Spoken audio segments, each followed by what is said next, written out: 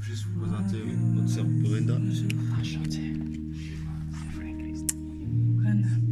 Enchanté, ce frère Cristaldo. Et beaucoup de gens en privé, il met Christ. Parce que sinon, ils vont commencer à m'appeler Cristiano. Et c'est ça, chaud. Ouais.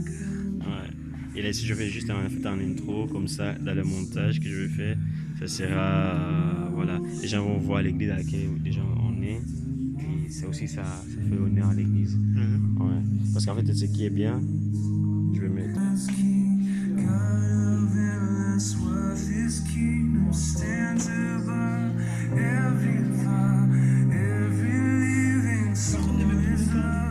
T'inquiète, t'inquiète.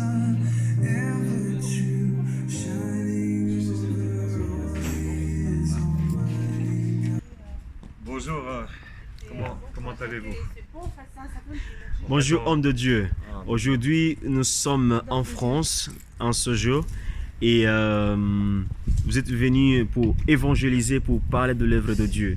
Tout à fait. Et comment d'abord tu as trouvé la vie de France? Disons que la ville de Mulhouse est vraiment très belle. Il y a une très belle atmosphère. Yes. Et je pense que chaque âme qui va recevoir la parole va être reçue dans leur cœur. J'ai la foi que le Seigneur va agir puissamment dans cette ville. Yes. C'est vraiment une ville très chaleureuse. Les personnes sont très chaleureuses. Yes. On a reçu un accueil formidable. Yes. Vraiment que tout commence bien. Vraiment. Et si tu peux te présenter, si vous me permettez, pour les gens qui vous suivent en direct actuellement, et comment tu peux te présenter toi-même, dire ce que tu fais, pourquoi tu es ici en France, alors que les gens peuvent savoir d'où tu viens, et peut-être si on voit peut-être ton visage, ils peuvent dire mais peut-être tu es espagnol, mais comment tu es en France, mais qui es-tu en fait? Qui je suis? Je suis premièrement un adorateur Yes. du Seigneur Jésus-Christ. C'est vraiment ma première fonction, adorateur. Et je suis venu vers la France pour vraiment faire l'œuvre de Dieu. C'est ça qui m'importe, parce que l'adoration te pousse à voyager, l'adoration te pousse à faire des choses qui sont une folie pour le monde. Donc en d'autres termes, je viens de Bruxelles, mais d'origine espagnole. Mais je suis là pour glorifier mon Dieu partout où je vais. Yes, wow. Et c'est-à-dire actuellement tu vis où? Tu es Bruxelles, mais tu es de France? Je vis à Bruxelles, Yes. donc, au centre de Bruxelles, Yes. en Belgique. Voilà. Ok. Et à Bruxelles, tu fais quelle fonction fais-tu? Ou bien quelle œuvre fais-tu? Ou bien tu appartiens à une église? Tu appartiens à quelle communauté? Ouais. Ouais. Je fais partie d'une église évangélique et j'ai une autorité. L'apôtre Jean-Élie Dupont, là c'est l'autorité qui a sur moi. Et ma fonction, l'appel que j'ai reçu du Seigneur, c'est évangéliste. Et on fait l'œuvre de Dieu dans l'église et à l'extérieur de l'église aussi, pour que l'œuvre soit complète. Yes. Waouh, c'est vraiment très très merveilleux. Et parlons-nous en fait d'un événement qui va se passer dans quelques heures, mes bien-aimés.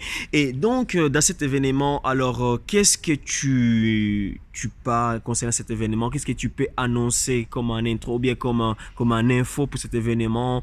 Qu'est-ce qu'il y aura pour cet événement? Quelles sont des choses que vous avez prévues pour cet événement? Ce qui est très bien, c'est que le corps du Christ s'est levé.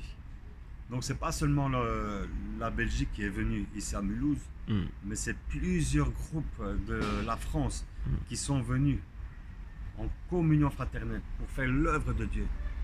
Et c'est là qu'on voit que c'est le corps entier qui se lève pour impacter par la puissance du Saint-Esprit cette ville de Mulhouse. Et si nous regardons aujourd'hui et sur l'affiche que vous allez voir plus tard dans les images qui vont vous afficher devant, et cette image nous montre vraiment des jeunes adorateurs qui sont levés pour adorer. Est-ce que ces jeunes-là, qu'est-ce que tu peux en dire à d'autres jeunes qui vont vous suivre, qui sont chrétiennes, et qui se disent, mais écoute, moi j'aimerais adorer, j'aimerais prier, j'aimerais aller chercher la face du Seigneur. Et comment veux-tu donner un conseil pour ces jeunes-là qui a cette zèle mais qui ne sait pas où commencer? En fait, il faut vraiment s'accrocher à une seule personne. Il faut vraiment s'accrocher au Seigneur Jésus-Christ. S'accrocher aux Écritures. Si la Bible te dit d'aller, suis ce commandement-là, d'aller et faire des disciples des nations. N'aie surtout pas honte de l'Évangile. Ce qui freine beaucoup de frères et sœurs, c'est qu'ils, inconsciemment, ils ont honte de leur Rédempteur. Et c'est ça qui les freine. Il faut briser cette barrière-là, briser ces chaînes-là. C'est pas parce que tu vis dans une communauté qui ne connaissent pas ton Dieu que tu dois t'éteindre. Parce que la Bible dit que c'est toi, c'est nous, la lumière du monde. Yes. Où que nous soyons, nous devons éclairer. Car Jésus-Christ, il dit, c'est toi la lumière du monde. Yes. Donc tu dois éclairer, impacter ton entourage. Wow. Voilà qui tu es. Prends conscience de ton identité. Wow. D'ailleurs, voilà, c'est le thème que je vais prêcher là tout à l'heure dans l'église. Yes. Prends conscience de ton identité. Yes. Je bénis le Seigneur pour cette inspiration. Wow. Vraiment, nous sommes honorés et nous sommes ravis et nous vous attendons impatiemment pour entendre son message parce que déjà à la base, on sent que vraiment il y a vraiment l'Esprit de Dieu qui est déjà là, qui est déjà palpable. Et c'est pour cela que mes bien-aimés, que voilà, nous étions avec le frère Yvan de Belgique qui est actuellement en France à Mulhouse, dans le département de France, pour venir impacter la vie de Mulhouse. Et vous nous suivez en direct, venez nombreux parce que ça sera incroyable et je crois qu'il y a des miracles et des prodiges. Ne ratez pas parce que c'est pour vous. Il est écrit dans Isaïe que lorsque Samuel partait voir oindre David, on dit que son avenir annonçait quelque chose. Et lorsqu'un homme de Dieu s'est déployé, la Bible déclare que Dieu est en esprit sans mesure. Donc, attends-toi en quelque chose. Viens avec une autre personne, amène une autre personne, afin que cela puisse impacter ta vie. Que Dieu vous bénisse. Amen.